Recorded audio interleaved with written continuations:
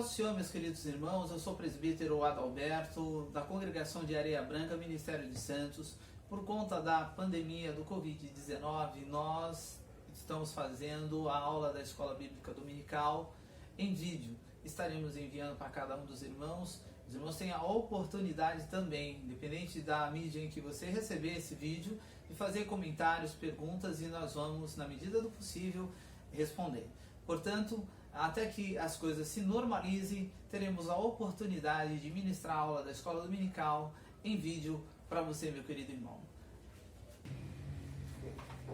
Tópico 1. A natureza espiritual. Vimos que a primeira referência ao Espírito Santo ocorre já na abertura do livro de Gênesis. No poema da criação, onde diz que o Espírito de Deus se movia sobre a face das águas, Gênesis capítulo 1, verso 2, esse movimento contínuo denota uma participação ativa do Espírito na obra que trouxe o universo à existência. Não somente o homem, mas todo o universo, tudo isso que nos sustenta, e nós temos a aproximação. A segunda menção sobre ele, o Espírito, encontra-se quando a humanidade já está decaída e inserida em uma grave decisão do Criador.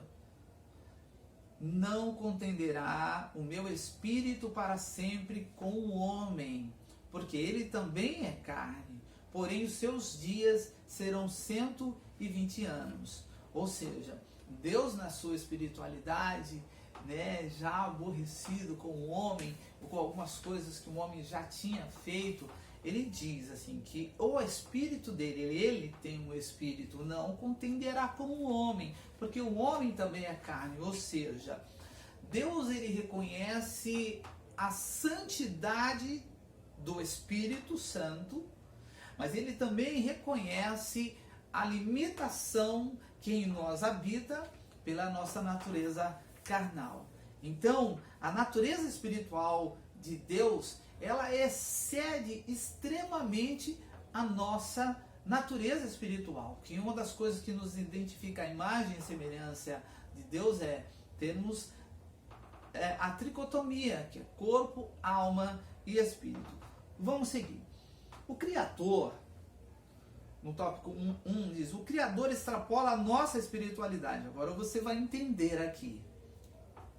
Para alguns estudiosos, a filosofia demonstra que o Criador excede infinitamente qualquer grau de espiritualidade que possamos possuir, e que é razoável enxergar a ação de Deus como inteligente, boa e providencial. É verdade que a filosofia não demonstra o nível de amor revelado em Cristo. Aí eu quero mencionar uma coisa aqui. Veja, Deus é amor. E o amor, que é Ele, plenamente, nos amou. Como é que Ele nos amou? Reconhecendo as nossas limitações, olhando para as nossas limitações, e enviou seu Filho amado Jesus Cristo para morrer na cruz pelos nossos pecados. Então isso demonstra que o amor amou. Ele nos amou primeiro. No entanto, ele deixa caminho aberto para essa possibilidade. Ele também desencoraja a idolatria que o homem pode ter. E a ideia de que Deus é do tamanho humano, limitado a uma distância mensurável a partir do qual nos enxerga. Ou seja, outro dia eu estava meditando nisto, e a gente tem colocado isso muito na nossa classe, na igreja de Areia Branca, e que nós temos assim, a morada de Deus é no terceiro céu. Podemos dizer assim. O primeiro céu é esse aqui, as nuvens em que a gente consegue enxergar com os nossos olhos. O segundo céu, seria o espaço onde estão os planetas, as estrelas, as galáxias, o universo. Esse é o segundo céu. E o terceiro céu, onde ele fica? Dá para ver? Não. É um lugar da morada de Deus, aonde, para o nosso entendimento, a nossa limitação intelectual humana, é colocado como o terceiro céu, o lugar da morada de Deus. No tópico 1, 2, diz assim: a humanidade existe para comunhão com o Espírito. Então não importa se você conhece ou você não conhece a Deus, se você já teve ou não teve uma experiência com Deus. Dentro de ti, dentro de mim, dentro de nós, tem corpo, alma e espírito. E também tem um revestimento do Espírito de Deus, que é o batismo com o Espírito Santo. E aí vem os dons, principalmente a evidência de falar em línguas. Então vamos ver, veja. O terceiro elemento no ser feito à imagem de Deus é a espiritualidade. Eu vou repetir. O terceiro elemento feito no, que é feito, que existe no homem, que foi feito à semelhança de Deus, é a espiritualidade. A humanidade existe para a comunhão com Deus. Aí é que está o detalhe, que é espírito. Então, para termos uma comunhão com Deus, nós temos que ter a presença do Espírito Santo de Deus na nossa vida, para termos comunhão com o Pai, porque Ele é Espírito. Eu vou citar aqui um testemunho muito rápido para você entender. A minha esposa, ela teve depressão pós-parto e ela ficou um bom tempo sem sair de casa, com comportamentos bem típicos da depressão. E um dia ela orou a Deus e falou assim: Senhor, eu não aceito isso, vem me socorrer. E no nosso quarto foi tomado por uma luz muito forte e ela não conseguia levantar o rosto porque a luz era muito forte, mas ela viu se aproximar dela alguém com um vestido branco e ela só contemplava a orla desse vestido. Ela sentiu nas suas costas o tocar de uma mão e uma voz que disse assim a ela: filha, tu me chamaste, eu vim te ajudar. Naquela hora o Senhor falou mais algumas coisas para ela, mas o que eu quero dizer é que nós não podemos contemplar a presença, nem Deus, nem Jesus, que já está glorificado, nem Deus, que está na sua glória, sem a presença do Espírito, né? A presença do Espírito. E nós somos criados para comunhão com Deus. Essa comunhão é planejada para ser eterna, como Deus é eterno. Aqui poderíamos declarar que, embora os seres humanos tenham um corpo físico e uma alma, preste bem atenção, só os humanos têm um espírito. E é só pelo fato de termos um espírito que podemos ter consciência de Deus. O que é ter consciência de Deus? É ter consciência que Deus existe, que Ele criou tudo, que Ele controla tudo. Aí é inevitável dizer que só um dedinho de Deus mudou e mexeu na base de toda a humanidade hoje com o Covid-19. Mas nós não vamos falar do Covid-19, mas só para você entender, né, o tamanho do poder de Deus. Então é só pelo fato de termos um Espírito que podemos ter consciência de Deus e estar em comunhão com Ele, por causa do Espírito, que nos traz a consciência de que Ele existe, do tamanho do seu poder, da sua manifestação, do tamanho do amor que Ele fez, enviando o seu Filho para morrer na cruz. Ele é glorificado, e quando Ele é glorificado e volta aos céus, o Senhor manda o Espírito Santo, que é a terceira pessoa da Trindade, para estar conosco. Nesta lição que estamos aprendendo sobre todas as características e ações do Espírito Santo, nós estamos aprendendo aqui da natureza do Espírito de Deus e a natureza do nosso Espírito. Vamos seguir para o tópico 2. Espiritualidade e adoração. Muito bem. É imperioso reconhecer que o Espírito Santo inspira o cristão à prática da adoração. Quero parar aqui e comentar isto. Nós somos feitos para adorar a Deus. Nós somos feitos para isto. Só que Deus é tão bom que Ele nos abençoa e nos faz prosperar. Ele nos guarda, Ele nos livra e através da igreja Ele glorifica o seu nome na terra. Quando as pessoas observam o agir de Deus naquilo que é natural, mas também no sobrenatural, de uma forma toda especial, nós podemos ver que é nesse momento que Ele, Deus, glorifica o seu nome através de nós na terra. Então nós somos feitos para adorar ao Senhor. Ele faz isso principalmente ao testificar de Cristo como merecedor de toda glória, honra e louvor, porque foi Ele que morreu por você e por mim na cruz para que nós tivéssemos a salvação eterna. A adoração é uma prática apropriada a pessoas espirituais, o que nos leva ao entendimento de que somente seres com espírito possuem a capacidade de relacionar-se com Deus. Ou seja, eu não conheço ninguém mais que tem esse privilégio a não ser ele e você, de estar se relacionando com Deus por causa desta característica particular que é o Espírito. Confirmando assim, amados, que a espiritualidade é o campo onde se estabelece a saúde espiritual do crente. Ou seja, a espiritualidade, por isso que a palavra diz que a carne luta contra o espírito luta contra a carne, e ambos se opõem entre si para que não se faça a sua vontade. Se vivermos na carne, não temos comunhão com Deus. Se vivermos no Espírito, nós temos comunhão com Deus. Confirmando assim que a espiritualidade é o campo onde se estabelece a saúde espiritual do crente. Ao contrário, a ausência da prática espiritual cotidiana, dia a dia, persistente, na presença de Deus, não somente no templo, no lugar de adoração, mas em todos os lugares que nós podemos estar, né, na forma cotidiana, aponta para a fraqueza ou para a enfermidade espiritual. Ou seja, a ausência dessa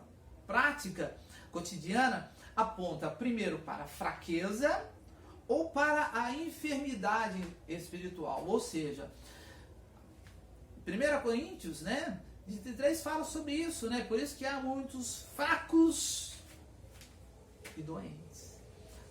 Nesse momento diferente da humanidade, nós vamos observar isso. É digamos assim, é o primeiro grande teste da era moderna em que a humanidade é submetida a se reorganizar, a se repensar a sua forma de agir, a sua forma de se relacionar com o eterno, né? Então fala-se sobre adoração. Aí vem uma pergunta no tópico 2.1 que diz assim, não é uma pergunta, né? É uma afirmação. A adoração correta. Aqui é uma afirmação, nós vamos explicar a adoração correta. Mas talvez você esteja me perguntando, como é, presbítero Adalberto, a adoração correta? A adoração é devida somente a Deus. É o reconhecimento de que a criatura inanimada, natureza, a criatura humana e a criatura angelical não podem ser adoradas. O que é criatura inanimada? É a natureza. O que é a criatura? A criatura humana são os homens, e a criatura angelical são os anjos, né? Até as potestades, as legiões, né? Tudo isso, né? As espirituais. Então veja só, tem pessoas que adoram os astros, sol, lua, tem lugares que adoram a vaca, animais, tem lugares que adoram pessoas, né? E também tem as questões de anjos e etc. Então, a adoração correta, ela é devida somente ao nosso Deus, Jeová, poderoso, Criador dos céus e da terra. Os exemplos bíblicos são claros. Os profetas condenavam com veemência o culto aos elementos da natureza. Você pode observar em Isaías 44, do 6 ao 19, Jeremias 8, 1, 2 e Abacuque 2, 17 e 18. Veja, meus queridos, Cornélio se prostrou diante de Pedro com a intenção de adorá-lo. Mas o apóstolo se recusou a receber a adoração. Esse Pedro aqui é ligeiro, né? Ele é bem ligeirinho. Explicando o motivo. Ele disse assim a Cornélio: levanta-te, que eu também sou homem. Atos 10, 26. O apóstolo João, extasiado com as visões do Apocalipse, sentiu-se impulsionado a adorar o anjo que o acompanhava. Mas a resposta foi: adora a Deus. Oh, glória! Veja, às vezes na nossa falta de conhecimento ou precipitação, a gente quer transferir toda adoração que é devida a Deus, ou a natureza, ou alguém, ou alguma espiritualidade. Mas a adoração correta, ela é aquela adoração que é feita a Deus através de Jesus Cristo, o seu Filho amado, o único caminho que leva um homem a Deus. No ponto 2.2 fala sobre a perfeita adoração. Apenas o Criador pode ser adorado. Eu vou repetir. Apenas o Criador pode ser adorado. Trata-se de um culto exclusivo e universal. Porque universal é toda a humanidade. Não importa aonde você vive.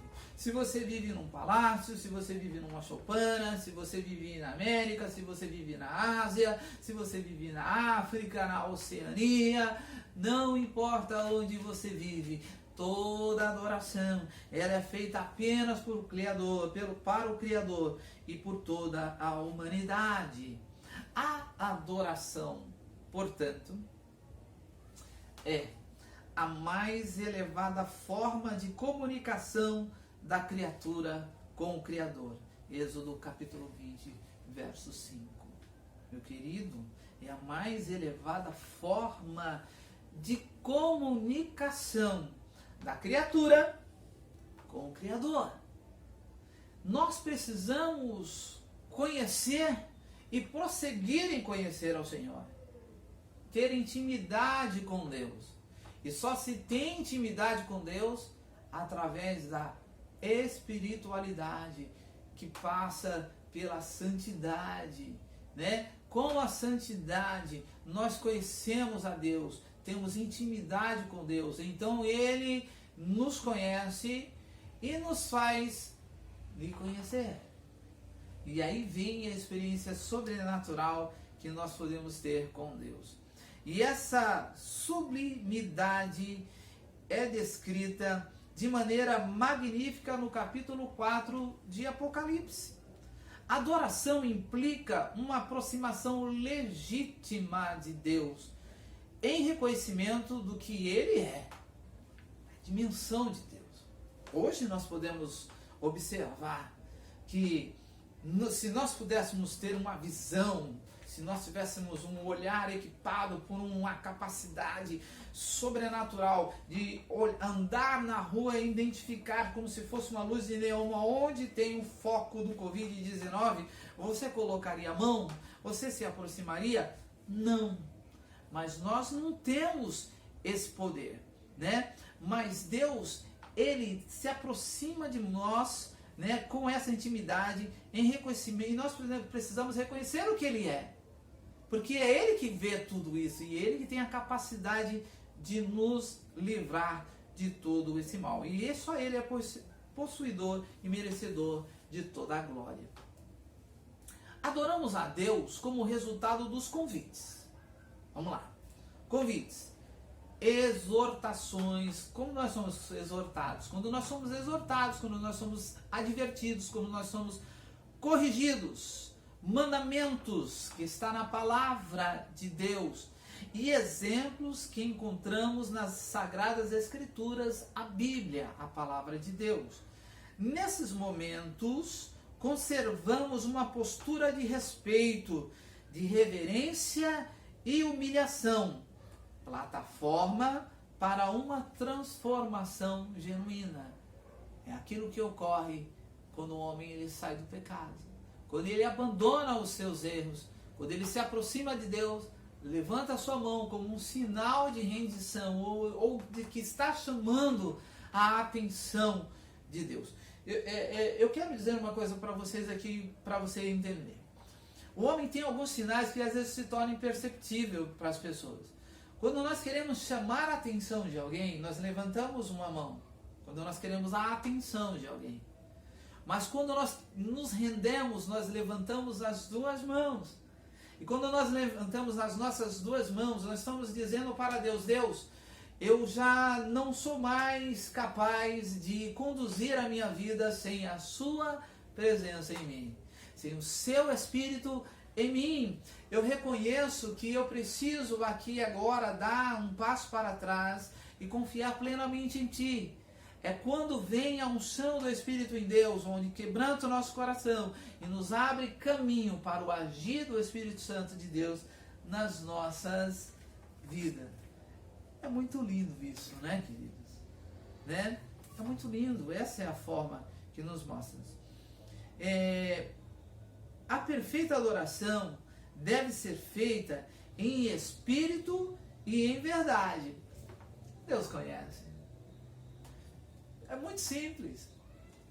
Eu não posso enganar, eu posso enganar as pessoas, mas eu não posso enganar Deus, eu não posso enganar o Espírito Santo de Deus. Então a adoração tem que ser em espírito e em verdade. Quem testa isso? O próprio Espírito. É Ele que interpreta os nossos gemidos e é Ele que leva a Deus a nossa adoração. E Ele conhece o nosso coração, Ele conhece o nosso pensar, a nossa maneira de agir. Então que essa lição, ela sirva hoje para mim e para você como um despertar, um ajuste fino, uma sintonia. Quando se fala em ajuste fino, eu lembro das televisões antigamente, que a gente acertava o canal, aí depois tinha um segundo botãozinho que acertava o ajuste fino para a imagem ficar melhor. Né? Então ela deve ser feita em espírito e em verdade, porque Deus é espírito e é o Deus da verdade. Para o último ponto desse tópico, a adoração cotidiana. O cristão cheio do Espírito Santo é aquele que cuida da sua vida espiritual. Adianta você cuidar, vamos tomar vitamina C, suquinho de acerola com laranja e cenoura, vamos ficar em casa. Isso é cuidar do corpo, né?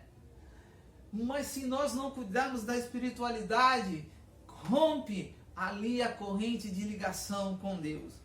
Ele emprega todos os meios à sua disposição, ou seja, a oração, a oração, 2, o louvor, 3, a meditação sobre a palavra, 4, a consagração, é dizer, Senhor, é parar, é aguentar as tentações e seduções do mundo, e a gente se consagrar, é tirar um momento de se abster, na verdade, de coisas que agradam a carne e desagradam a Deus, é consagrar a nossa vida ao Senhor, para que haja intimidade e a obediência à vontade divina. Porque assim, às vezes chega um momento que Deus fala contigo, comigo, e fala assim, a minha vontade é esta. Mas a gente fala assim, mas Senhor, mas a minha vontade é outra.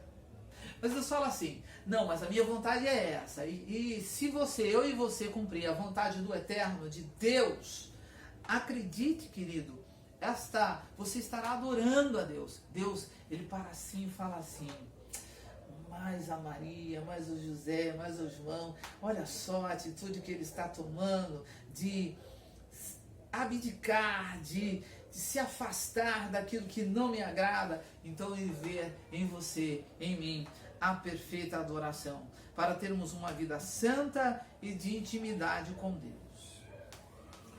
Os momentos dedicados à adoração são sementes lançadas no coração de Deus. Olha, vem comigo aqui. Observa. Que palavra gloriosa. Os momentos dedicados à adoração são sementes lançadas dentro do coração de Deus. Dentro do coração de Deus. Semente. Eu li um testemunho esses dias em que acharam lá no sarcófago, lá no caixão lá de um determinado faraó. Foi enterrado ele com algumas coisas, e entre algumas coisas estavam sementes.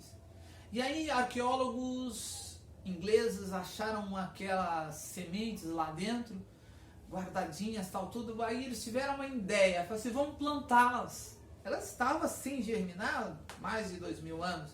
Eles plantaram, surpresa, sabe o que aconteceu? Nasceu, cresceu aquela planta a que se referia aquela semente.